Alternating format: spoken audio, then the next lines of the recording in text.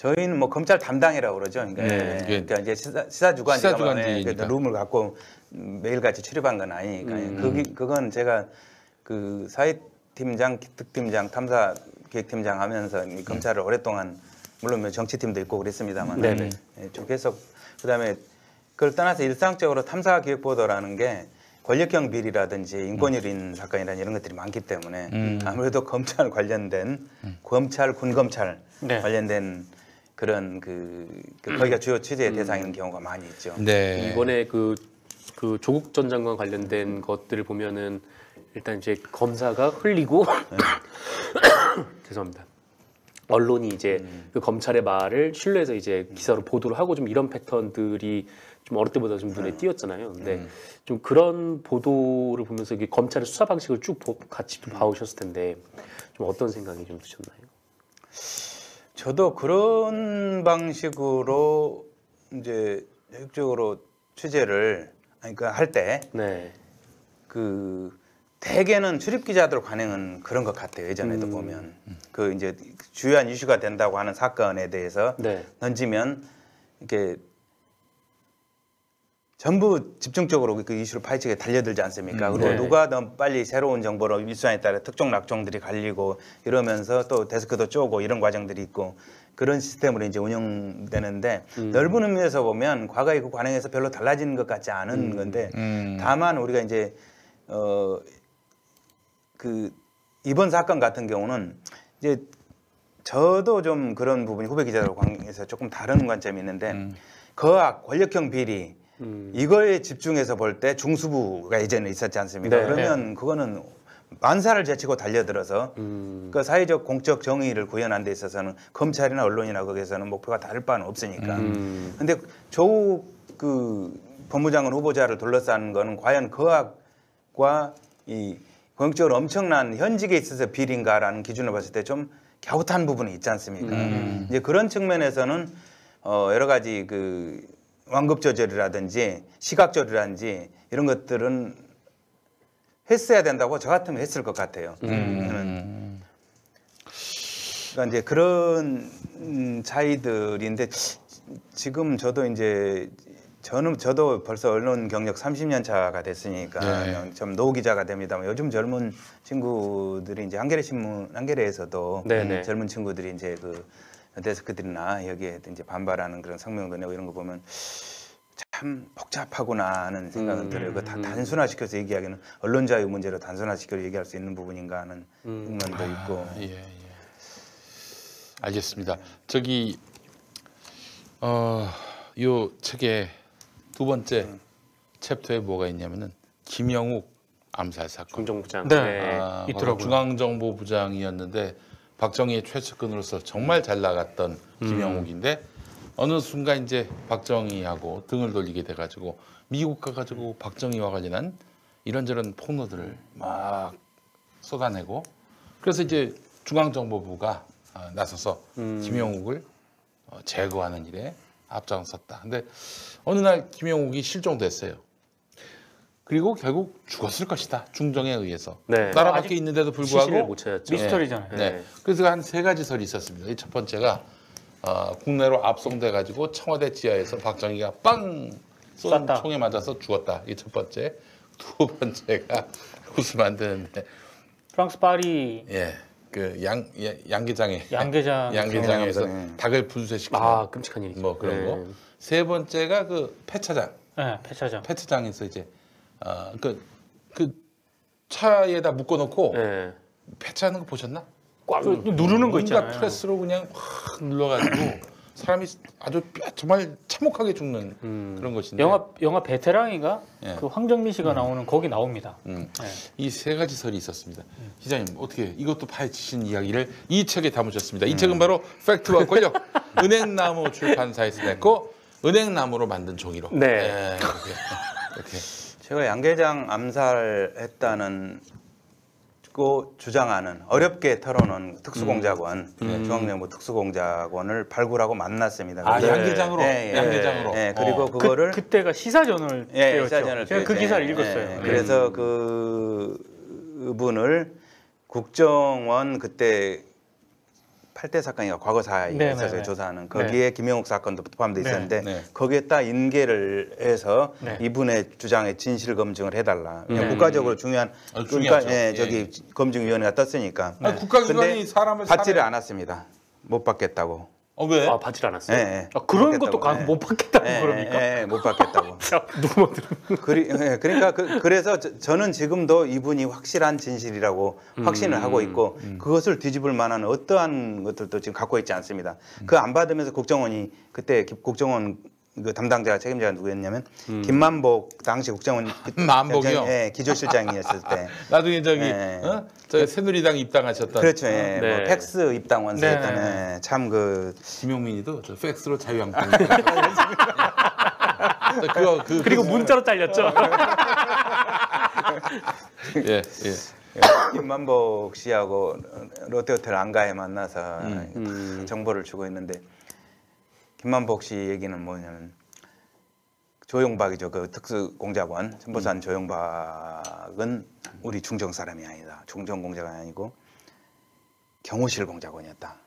경호실에도 네, 공작원이 있습니까? 네, 경호실이라는 건 이제 소위 말하는 그 대통령 대통령 경호실. 네, 그때 그 11.6 때 빵빵 네, 김재규가 네, 쏴서 죽은 사람 중에 차지철. 예, 박통이 있었고 차지철이 차지철이 있었잖아요. 차지철이 경호실장. 차지철 직할 라인으로 차지철이가 가까이 심리 경호를 위해서 보내서 했다는 아. 것이 이제 저희 취재가 그랬어요. 네. 그러니까 이 국정원 과거사에서는 그러니까 당시에 이제 김만복 네. 기조실장은 국정원 과거사는 우리 국정원이 옛날에 국정원의 전신인 그 중앙정보부 안기부가 잘못한 과거 일에 대해서 종아리 걷고 매맞으려고 지금 발족했던 것이지 청와대 경호실이 잘못한 걸 우리가 매맞을 이유는 없으니까 안 받겠다 이런 해결 그래요? 논리였죠. 아니 그리고- 근데 진짜 경호실 사람이었다면은 그 말도 맞는 말 아닌가요? 아니요, 경호실 사람 아니요. 중앙정보부 요원이었는데 아, 확실해요? 경호실에서 예, 오. 차출해 간 거죠. 경호실에서 차출해 갔다는 거죠. 그때 어이씨, 유신 그건- 말기에는 차기 직원인데 결국. 예. 아이오들이 소위 말하는 담당관들이 네, 네. 대부분 김재규 지휘 중앙정보영 지휘 아래서 저기 지휘로 넘어가 있었어요. 차지철이. 네, 차지철이 사실상 지휘. 그러니까 이제 김재규가 그게 또 불만이 많았던 예, 예, 거지. 그런 부분도 많이 있었죠. 또 그래서 결국에는 그 국정원 요원, 그 중앙정보부 요원들이 한 짓은 바로 채용사 아니에요, 채용사. 네. 대통령 밤에 예? 네. 잠자리 그렇죠. 함께 할 여성을 차출하는 거. 네. 어? 그렇죠. 예. 어쨌든 그때 당시에 그런 식으로 이제 김만복 기조실장이 벌벌 떨면서 안 받겠다고 그랬는데 뒷구멍 그러면서 발표를 어떻게 했느냐.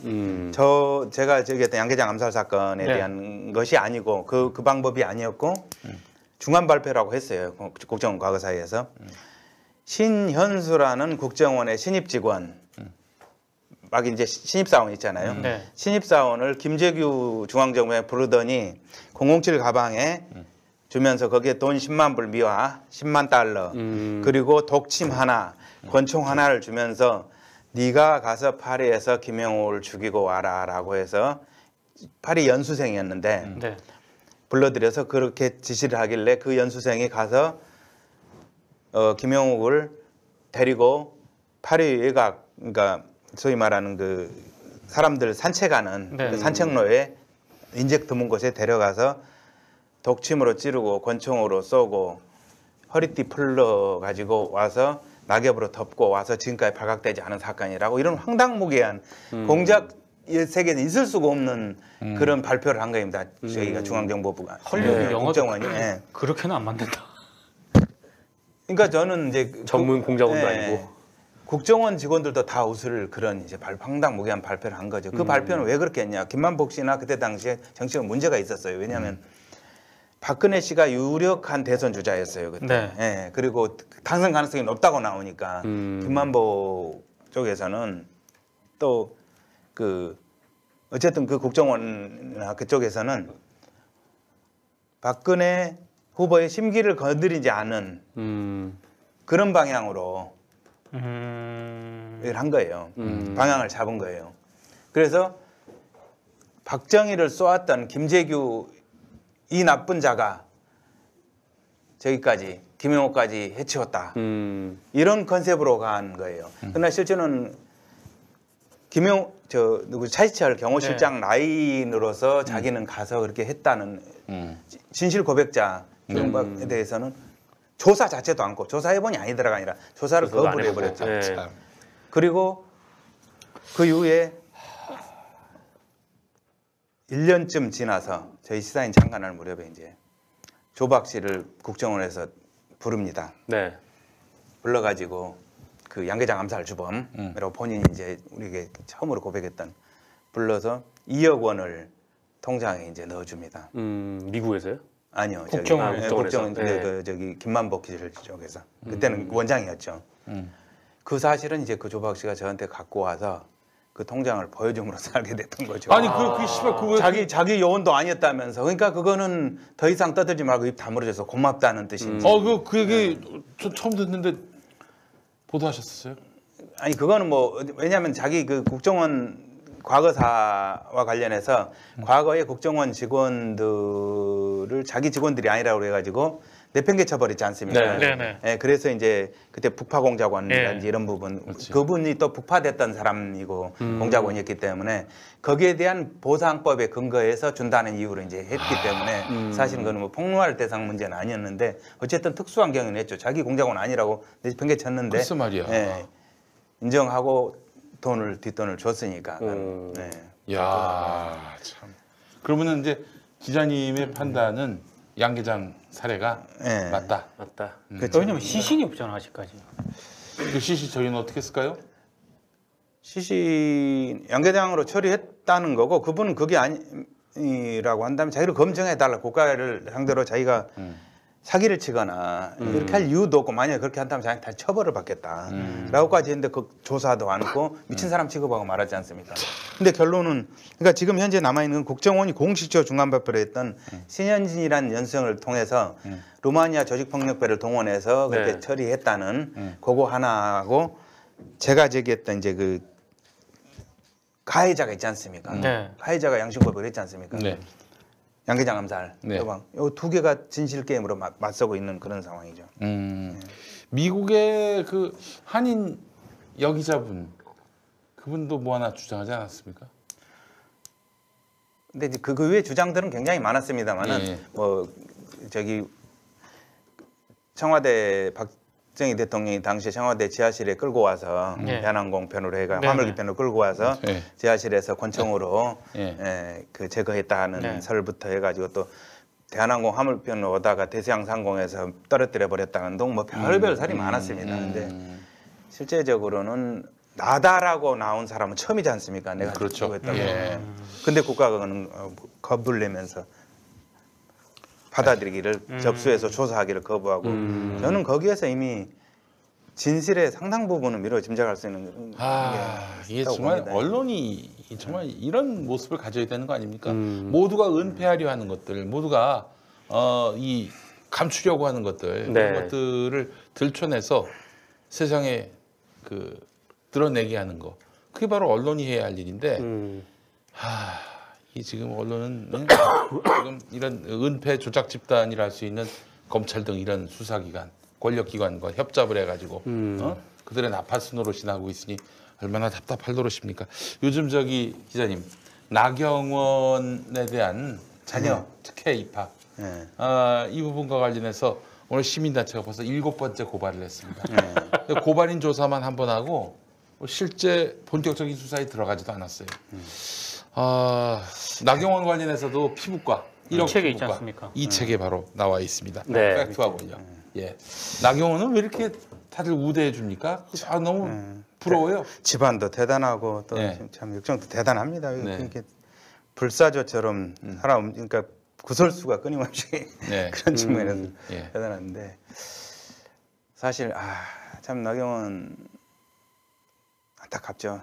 저희 그때 1억 그러니까 억대 피부시험에 네네. 출입한 그 문제를 사실은 제가 탐사보도 기자하면서 나머지 여성 정치인 사생활을 뭐 뒤질 거라든지 얼굴 갖고 이런 것도 뭐 시비할 게 뭐가 있겠습니까? 네. 그냥 본인이 그때 당시 공인으로서 자초를 했던 게 네. 그때 당시 이제 그 서울시장 재보궐선거로 네. 보궐선거로 박원순 후보하고 붙었을 때 네.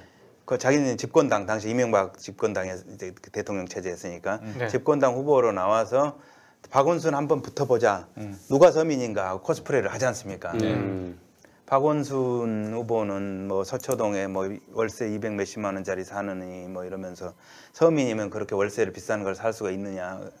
그리고 내가 더 서민 편이다. 나는 그러면서 뭐 인왕시장 이런 데 들러서 언론 그 카메라 보는 앞에서 뭐 개불도 먹고 무슨 순대도 먹고 이 코스프레 할 때 예. 제보가 들어왔어요.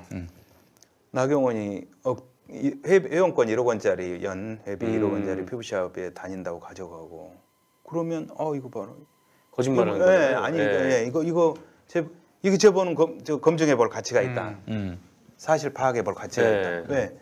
서민 코스프레에서 나경원 씨가 불을 붙인 그 나경원 후보가 불을 붙인 그 부분에 있어서 저도 이제 거기에 말려 들어간 거죠. 그 프레임에. 그래 누가 서민인가 해보자라고 해가지고 찾아간 거예요. 거기를 잠입해서 우리 여기자를 그때 당시에 이제 뭐 좀 역할 분담해갖고 잠입 취재를 했는데 거기에서 이제 그 원장으로부터 다 실토가 나온 거죠. 나경원 출입하고 있고.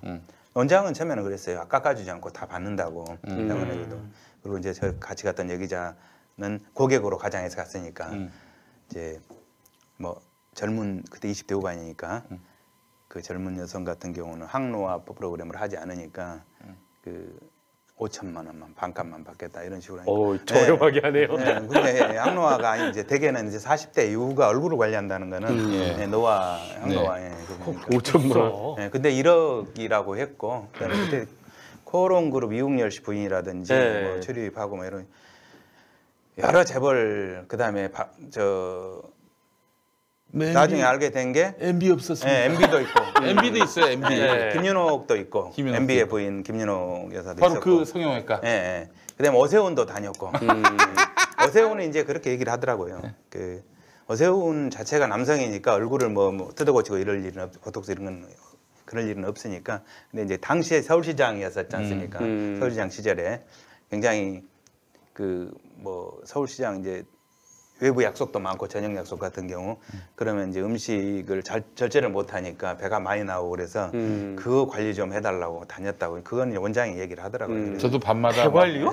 저도 밤마다 많이 배관리. 다니면서 저도 그 피부과를 가야 될 것 같습니다. 네. 그냥 근데 1억을 벌어야 가지고. 그냥 이거나 발로 그렇죠. 아이세라. 근데 문제는 뭐냐면 그걸 그렇게 취재하고 나서 나경원 후보한테 직접 연락을 했어요. 네. 나경원 후보 유세 때문에 바쁘다고 그래요. 그래서 그때 청와대 춘추관장이었던 그때 당시 나경원 후보 캠프에 있었던 그분한테 연락을 했더니 그분이 이제 질의서를 문자로 메일로 보내달라서 보내줬어요. 예. 그랬더니 이두화 대변이라고 당시에 그 선대위 대변인이 또 답변을 적신하게 했어서 후보께 이렇게 말씀하신다고. 그래도 이제 그러면 이게 꼭 나가야 되냐고 거기서는 큰일 날 것 같다는 예감만 이거 표 떨어진다 그러면서 통사장을 하더라고 내보내지 말아달라고 그 후보 캠프 진영에서는. 근데 이거는 어차피 나경원 후보가 불질러 놓은 게 누가 서민 대통령에 가깝냐 하는 적이기 때문에 양자의 서민 비서민, 그러니까 서민이 이럴 수가 있는가 문제 제기성으로 양자 공방으로서 들어가는 겁니다. 그러니까 사실관계만 확인해 주십시오라고 했는데 결국 이제 후보가 연결이 됐어요. 후보가 저하고 이제 통화를 하면서 하는 얘기가 나경원 후보가 인정을 이제 하는 게 다녔습니다. 그리고 다녔는데요. 이렇게 했겠죠. 다녔고요. 그다음에 그 의정 활동을 하다 보면 새벽까지 열심히 하다 보니까 내가 새벽까지 있으면 얼굴이 많이 까칠해지고 힘들고 그래서 그거 관리를 여성 의원이니까 해야 되지 않겠습니까? 그래서 다녔습니다. 근데 그러면 중구 의원인데 중구를 안 다니고 왜 또 저기로 강남 초와 그 청담동 1억 억대 표부적으로 다녔습니까? 그랬더니 거기 원장님을 내가 특별히 아는 분인데요. 그 원장님을 이렇게 여기저기서 소개를 받아서 당에서도 다닌 분이 있었고 소개를 받아서 뭐 다녔다고 이렇게 얘기를 하더라고요. 그러면 1억을 회원권이라는데 1억 받으셨죠? 1억 다 받는다고 그러는데 1억 내셨죠? 라고 하니까 그것까지는 아니고요. 아니 그러면 얼마를 받으셨습니까? 저는 실비만 냈어요. 실비 얼마입니까? 그러니까 뭐 몇천만 원 정도라도 내셨을 거 아닙니까? 그러니까 한 300 낼 때도 있고 500 낼 때도 있고 그때 내야 될 때만 냈지 드문드문 냈지 그 다 기억은 안 나요라고 얘기를 하더라고요. 그대로 보도를 한 거예요. 1억 회원권 피부샵에 출입을 했고 근데 이게 이제 문제가 되는 게 댓글이 이제 수만 개가 그때 당시 달리는 거예요. 네. 수만 개 달리면서 1억 내도 문제 안 내도 문제가 되는 거예요. 내면 이제 호하고 안 내면 특혜고 그래가지고 이제 그렇게 휘말린 거죠. 그래서 근데 이제 그거를 정치인으로서 진솔하게 얘기를 하고 인정할 건 인정을 하고 넘어갔으면 되는데 그때 또 장애인 딸을 내세운 거예요.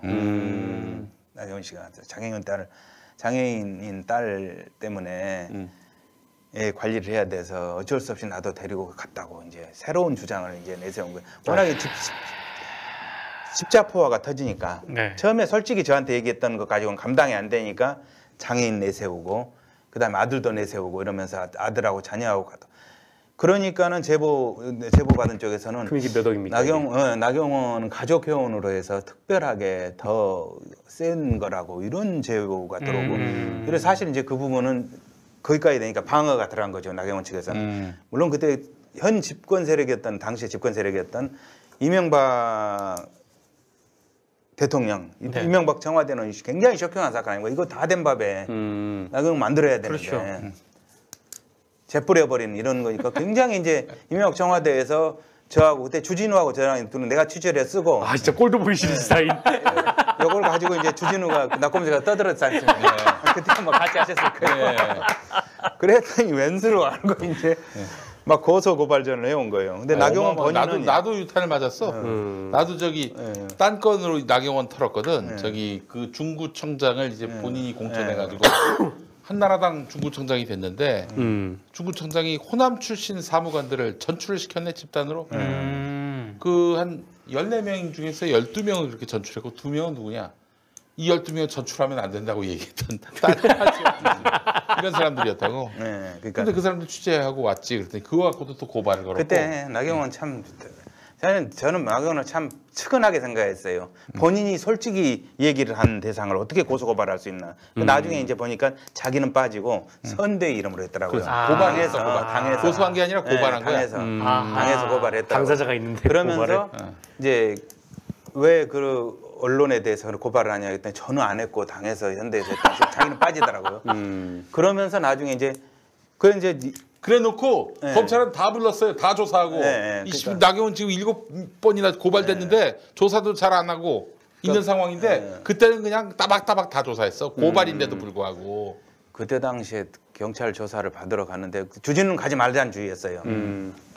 근데 저는 생각이 달랐거든요. 일단은 완벽하게 나경원의 목소리까지 다 갖고 있으니까 답변까지 갖다 주고 어떤 짓 하면 가만 안 두겠다. 검경을 이제 그런 기능을 하는 한쪽은 있어야 된다. 그러니까 나는 나가겠다. 너는 그런 스탠스로 난 나도록 할 때. 그래가지고 이제 가서 줬죠. 그런데 원본은 안 줬고 이제 복사본이라 줬더니 이 친구들이 경찰 수뇌부에서 장난질을 한 거예요. 동아일보라는 조중동 정의상 기자가 뭔가 구린 데가 있어서 원본을 안 해놓고 뭐 이렇게 쓰는 거 이따위로 기사를 쓰는 거예요. 그래서 조선동 아이들한테 내가 기사 쓴 자식들한테 직접적으로 해서 이 새끼들 뭐 하면서 이제 호통을 쳤죠. 상처만 외우니까 니들 취재를 안 해보고 팩트를 하라는 게 기자인데 그런 기사를 쓸 거면 나한테 원본을 줬냐냐 물어봐야 했어야 될 거 아니야 임마라고 이제 호통을 쳤더니 선배님 죄송합니다. 위에서는 데스크는 더 세게 조질하는 건데 정말 그 비겁한 변명이 비겁한 변명. 선배님 제가 그래도 막아서 그렇게 조진 겁니다. 뭘 마구 막기는. 그러니까 이 새끼 그따위 소리 하지만 네가 기자의 새끼야 이제 이렇게 하고 이제 이런 경우가 있었거든요. 심지어는 문화일보는 사설을 통해서 그 시사인 흑색선전 보도한 시사인을 뭐 문 닫을 수 있는 뭐 징벌적 손해배상을 하는 나경원법을 만들어야 된다 이런 거를 문화일보가 그런 사설도 쓰고 그래서 이제 아유 진짜 정말 조중동이 그때 당시에 그런 것들을 했어요. 그래서 이제 언론이 계라지만은 기레기라지만 그게 기레기거든요. 사실 나경원도 양심을 갖고 보면 아프지만은 자기 의견을 다 받아서 쓴 거예요. 그 기사가 완벽하게 기사로서는 완벽했기 때문에 검경이 완전 무혐의로 이제 전환한 건데 그렇게 요란하게 조용동에 떠들어 놓으니까 당선된 저기 박원순 시장마저 나중에 그러더라고요. 저를 만나서. 아유 검찰에 불려가서 뭐 여러 가지 기소되고 고생이 많았어. 무슨 말씀입니까? 기소가 안 되는데. 그러니까 이게 프레임으로 그렇게 갖고 가면 대다수의 주류 언론들이 그렇게 써버렸으면 진실이 안 알려서 마치 나경원으로 잘못 보도해갖고 기소되고 처벌받는 걸로 잘못 알려져서 한동안. 그렇지. 지금도 그렇게 알고 있는 사람들이 많아요. 그래서 나경원 억울하다고 알고 있는 국민들이 너무 많아요. 그 뒤에 그것 때문에 동작구에서 만약에 진실이 알려졌으면 억울한 게 아니라 정말 별이 부동한 정치인이고만 게 나타났을 텐데 그렇게 해서 덮은 겁니다. 그게 정말 힘없는 언론의 정말 한계인데 물론 그때 당시에 주진우랑 많이 왈왈거려 싸우고 나경원 남편 김재호 판사라든지 네. 이런 문제들도 하고 그랬습니다만은 이게 우리는 청와대나 검찰하고 싸우기 바빴죠 그때는. 그러니까 이제 이 나경원, 나경원은 그 뒤에 이제 그래놓고도 결국은 그 뒤에 그 중구 후보로 나가려고 그랬어요 선거에. 네. 그것을 정치 작업을 하기 위해서 우리를 고소를 하고 그 무리한 짓을 했던 건데 우리가 후속탄을 계속 했던 거죠. 나경원이가 거기를 안 가고 우리가 터뜨린 그 청담동에 그 디그 클리닉이라고 제가 그랬는데 이제 뭐 이름은 하겠는데 그 클리닉을 안 가고 정신 차렸을 줄 알았어요. 근데 그 옆에 다른데 거기도 역시 연간 7천만 원짜리 다른 집을 가고 있더라고요. 아 그래요? 그걸 또 30% 인하했네. 네, 그걸 또 고발 보도를 했어요. 서민이네 서민. 고발 보도를 했어요. 아 그것도 하셨어요 네. 또? 왜냐하면 나경원이 그쪽이 고소를 했으니까 전쟁을 하고 있지 않습니까? 나경원 또 새로운 초화학 피부 클리닉 다녀라고 고발 보도를 나경원이 이제 거기서 기선이 빠진 거죠. 그래 제압이 된 거죠. 그리고 이제 3.1절 날 자기가 포기를 하는 저기 기자회견을 해요. 선거 불출마. 네, 불출마하면서 시사인 저랑 이제 시사인 남성 기자들, 그러니까 저랑 정의상 주진우가 성추행에 가까운 여성 정치인을 상대로. 야, 그것도 성추행으로 해갖고. 아, 그래서 제가 나경원 의원 치마를 들쳤어. 그냥 뭐 황당할 일이죠.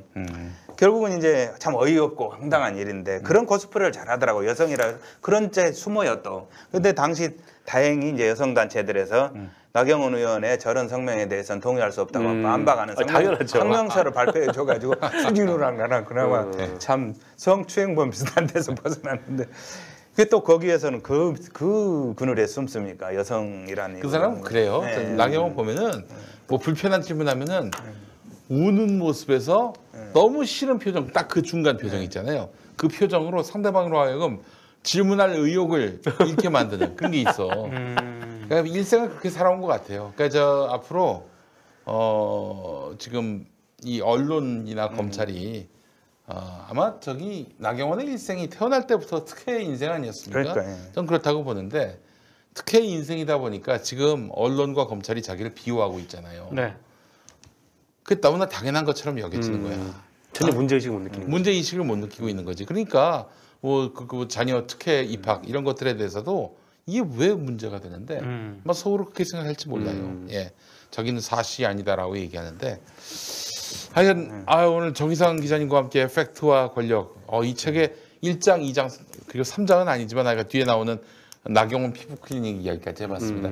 여러분 이 책 많이 사랑해 주시고. 근데 제가 이게 목차를 쭉 보니까 5개 사건을 다루고 있는데 이 소제목만 딱 봤을 때 한 영화 5편을 보는 글쎄 이게 한 5편의 영화가 담겨 있는 것 같고요. 네. 그리고 우리 저 기자 지망생들은 꼭 적어도 읽어야 이거 한번 됩니다. 꼭 읽어야 돼요. 네. 이거 안 읽고 기자하면은 지금 저 조중동 애들처럼 되는 거예요. 문화일보까지. 아니 그리고 아까 이렇게 슬쩍 들춰봤는데 예.